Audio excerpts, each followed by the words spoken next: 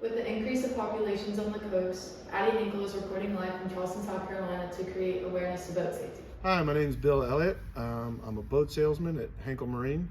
I grew up here in Charleston. I grew up on the water. My dad was a harbor pilot, and so most of our life is with many people in Charleston area, grow up creeks and fishing and sandbars and partying on the water. And over the years, 48 years of playing on the water, we see a lot of safety issues, and some are bigger than others, and especially here in new boat sales, we see one of the bigger issues being, I guess, lack of experience. And I took a boaters, it was a Coast Guard auxiliary, put on a boater safety course or boaters course. I took that course, and that was very helpful. It was a good refresher for rules of the road, and not necessarily boat handling, but at least rules of the road and how to operate on the water. So some of the biggest safety concerns we see all begins with, of course, your safety equipment. You know, having the right flotation devices on the boat and having them ready when an accident or something does occur. Having it stored under 6 bags and in a locked zipper or something like that does nobody any good if they can't get to the equipment quickly.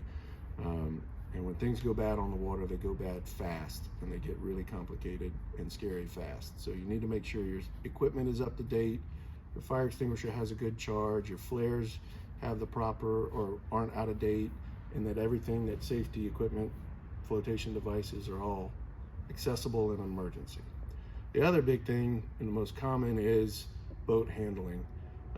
And the captain of the boat, who's ultimately responsible for the safety of everybody on the vessel, needs to know that people sitting on the bow with their feet hanging over the front, if they fall over and end up under a prop, that's not good. People sitting on the edges of the boats, on the bow or on the stern,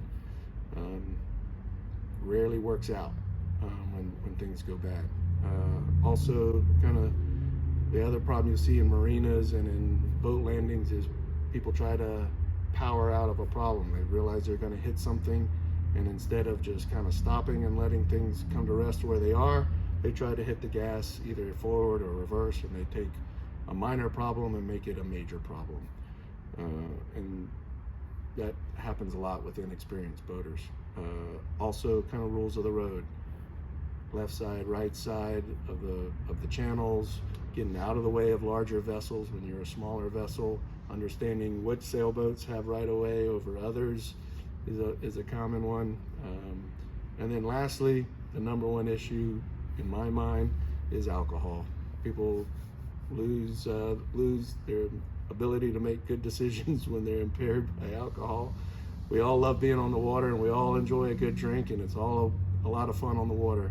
But when alcohol gets involved with the captain, who's not in charge of everybody, because they're drinking and not listening to him, that's when accidents happen.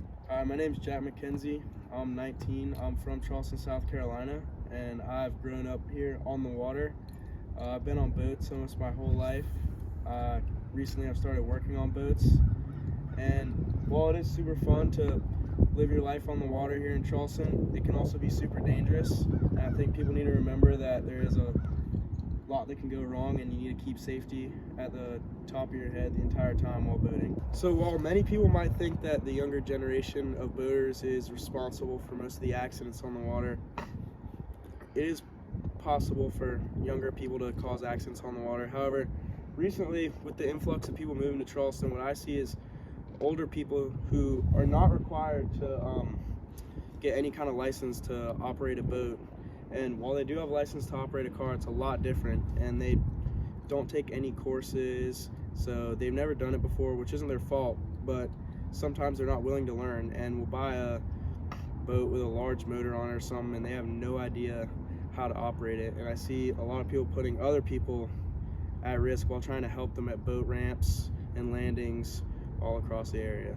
Okay, Addie, thank you for that. Our next story is College of Charleston won the Charleston Classic.